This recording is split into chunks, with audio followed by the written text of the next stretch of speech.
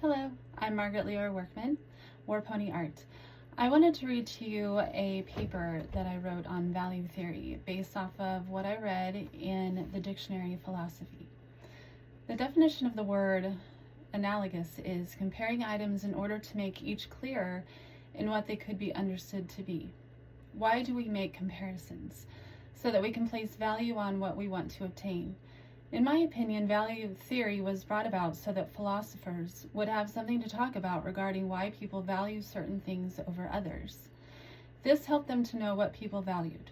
According to the book Dictionary of Philosophy, there are actual questions that philosophers use depending on if the word value is used as a noun or a verb. In order to sell tangible items or situations to people, salespeople have to understand who, what, where, and why people value what they value. When using the word value as a noun, it can be abstract or concrete. As a verb, it refers to the process of valuing an object or situation. When used with the word vary, it is regarding or pointing to our desires and wishes of placing value on an object. When used as an abstract noun, it points to the property of value. In my opinion, this could be like using it as we use properties in algebra to get the answer to an equation or algebra problem. A person can just insert different subjects or ideas on each side of the equal sign to see if you can get equal ideas to form. What if I compared the movie Chucky and public speaking? For me, that would be equal in value, or two subjects that I equally fear. Do you think that Chucky was a marionette? When used as an abstract noun, it refers to a certain subject to be valuable, equivalent to worth or goodness, in where evility is referred to as being disvalued. But that word means that it once had value, but then lost it. When talking about goodness versus evility, it automatically refers to words having the opposite meaning without the prefix of dis, unless within value theory it refers to evility as once having value and now it has been disvalued or devalued. But who took the value of evility away? Evility is subjective, and so is goodness. If we go back to the subject of goodness versus evility being the opposite subject at the root, then that subject would be for people who think that goodness only has value and that evility does not have value at all. But again, who decided what evility is and what is goodness? It is subjective. If evility has no value, then should we regard it? If not, then only goodness can be regarded. But then goodness will erode into different variations of goodness. Some of those variations will become evil, depending upon how we value goodness and evility. What about only regarding evility and disregarding goodness? Would some categories of evility erode and become good, based on the law of entropy, which says that every situation will start at order and become disorderly? Can we include people in that situation? Next, value theory refers to value in that it can be used as a concrete noun. This refers to items or situations being able to be measured or observed. Those things are valued because they can be seen or measured. Do you think that this could be compared to a situation where an object exists that is seemingly insignificant? A person observes this item, and because they liked it, they believe that it now has meaning because of their own observations and their own idea of their own falsely claimed importance. In the category of concrete nouns are concrete objects or situations that already have value. A value singular or values plural refer to specific value given to objects being compared to each other in order to understand the meaning and give it value. How does this work? Colors can be measured. This is how we can get a specific color. They have value in of themselves because of the color that they are. We value them because of the color that they are. What else can be referred to in this way? When value is used as a noun, there are certain questions that are asked.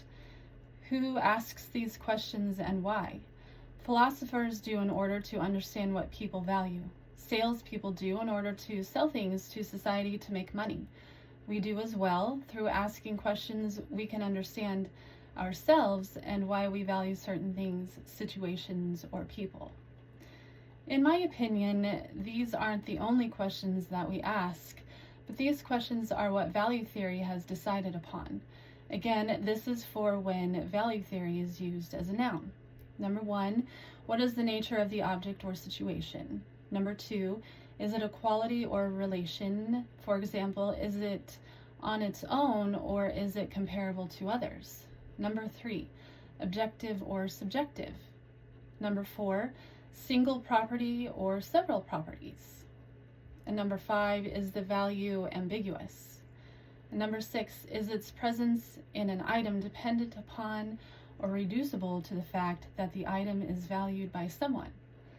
When value theory is used as a verb, it refers to the process of valuing an object or situation. When used as a verb, it will ask these questions. Number 1, is it a feeling, desire, or wish? Number 2, does it involve judgment and cognition? Involving the question number 2, what about posturing just to prove a point? But the point has already been proven valuable because the point has already been stated through being automatically understood by the audience. Some people just needed time to catch up. Has anyone met these internally easily combustible people? Please don't implode while restating what has already been stated just to hear yourself speak. The choir thought it already had value without your personal interpretation. Thanks, and we don't care about it or value it. The book refers to ideas ought versus is within value theory regarding different categories within itself. A few of the categories that it mentions are existence, fact, goodness, beauty, rightness, obligation. Why these? I do not know. Does anyone value these? Do people question if something is valuable just because it exists? Maybe some people would say that it has value because it already is. What about fact? One could say that facts are just facts, or they ought to be facts. Does this involve having value? I guess if something isn't a fact yet, maybe it is just an idea but not a fact. Does that make it invaluable? Such as me using the word evility. This word is in the Wiktionary, but it technically is not a word yet because it is not the actual dictionary. I like it more than the word evilness. For me, evility has more value, but it is not a fact yet. What about beauty? I ought to do X, Y, Z to be more beautiful because people will value me more. Is this true? Yep. What else can one say about that? Rightness. What is valued in this subject? Rightness is very subjective, and all roads lead to heaven or hell depending on the day.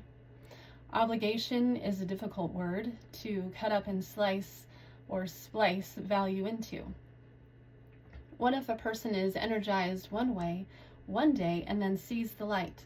What will be explained the next day, or will anything be valued or talked about regarding obligation the next day when all is dark? According to this book regarding ethics, value theory can only be included in certain situations, but it does not say why. In my opinion, it can only be included in the subject of ethics as a noun, but not as a verb. As a verb, the word value is in the process of valuing a subject or object, but as a noun, it can be included in the subject of ethics because it's just another theory of how we live.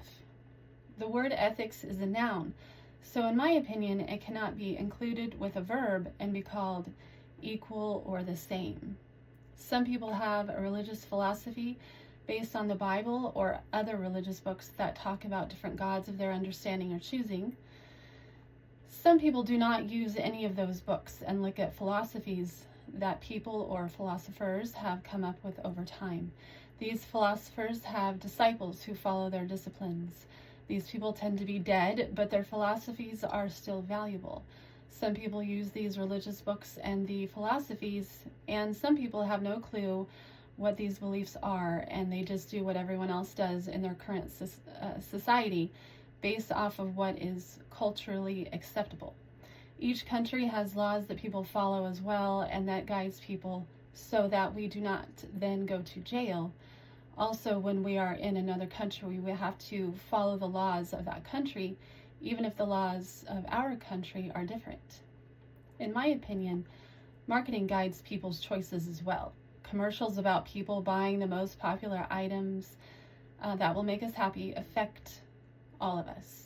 We give things value that make us or others happy, and sometimes people believe that those things give us value and self-worth when we have them. I was wondering if religious people or if people who only follow philosophical belief systems buy more and spend more money on things to be happy. Does it depend on religion, philosophy, or how different people value things? What is their status in society? Who has more money? And what do they buy or value? What type of jobs do they have? Does everyone shop in the same places? No, they don't, and everyone knows that. But I wonder if religion or a person's philosophy plays a part in what people value. Philosophy is more of a discipline that people follow and uphold.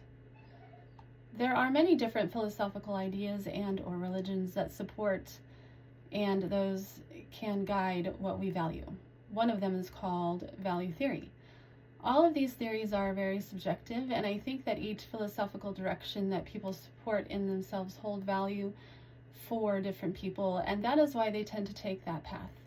Value theory, in my opinion, organizes how we value anything and everything based off of different categories that we unknowingly put these items in so that we can enjoy our lives, and happiness is not the only guiding factor. I wanted to talk about what I have observed about people and what makes them happy. These might not be listed officially in value theory. Committing crimes makes some people happy. They like to feel in control of their lives, and they do not like an outside source making them obey. Can we sue their parents or the people who have convinced them that being above the law is something impressive? Being an evil villain can make people happy. This is kind of funny, but really true. What if this person's actions don't actually break the law? One evil villain is not evil to some people, but someone to be followed. What if that evil villain has convinced people that he or she is right because he was able to market his actions as something popular or needed? Sometimes these followers have no positive support from others, and they will follow anyone who will give them attention. Specifically, being able to control another person can make people happy. Can a person really control another person? I think that it is possible through fear or torture or manipulation. There are many of these situations that have happened, and books have been written about these true situations. These people who control these people can really be very happy that they are able to do this. I wonder if the people who are being controlled are happy with that situation, depending on what type of situation it is. People can convince themselves that they are happy with the situation because they cannot get away from that person. It is illegal if they have no way of getting away from the controller. What if it is just a matter of one person does not want, what if it is just a matter of one person does not wanting a loved one to use their gifts in a way that would bring attention to them? The controller might convince them that success is out of their reach, and they would not be successful anyway. The person who is convinced might be afraid of that success and attention and agrees to just go on with the controller in their life. These people might have a false sense of security or a kind of false happiness that both people may have, in my opinion. We have all seen these situations with other people around us in everyday situations. How would you talk about value theory regarding drugs and alcohol? We all know about these situations in our society, and nothing that I am mentioning is new at all. I just wanted to relate societal situations to value theory. Whether drugs are legal or otherwise, people find value in them for many reasons. Many people do not find value in how they feel when they are taking certain drugs, so they do not put value in drugs. Some people value not taking drugs, and they find value in seeing if their bodies can heal without the drugs after a certain time of being in pain. Why do people drink or take drugs excessively? What value does that hold for them? Maybe they could get out of work or homework. Maybe certain people could become happier on some drugs, so maybe they value happiness. I really don't know actually, but I do value talking to people who are drunk or high. They are completely stupid, and that makes me laugh at them. That holds value for me. It doesn't make me feel better about myself. I just like watching people fall and say stupid things. When they are not drunk, though, it's not as fun. It's not a valuable situation because they are usually mean people to begin with who nobody likes. There have been many movies about cults overall, in my opinion. Cults find value in finding members because it gives them value within the cult. Cult leaders find value in their people finding members because that means that he or she has value as well. People may be fully convinced by other cult members that all of society should find value in what the cult values, even if it is against the law. I always think about cult members being enslaved and having to clean other cult members' houses, yard work, cleaning guns, shining boots, or pretending to be other people so they can be liked by everyone. Childcare is free if you are in a cult, and so is everything else. Free stuff holds value well and doesn't degrade when it's driven off the lot like a car.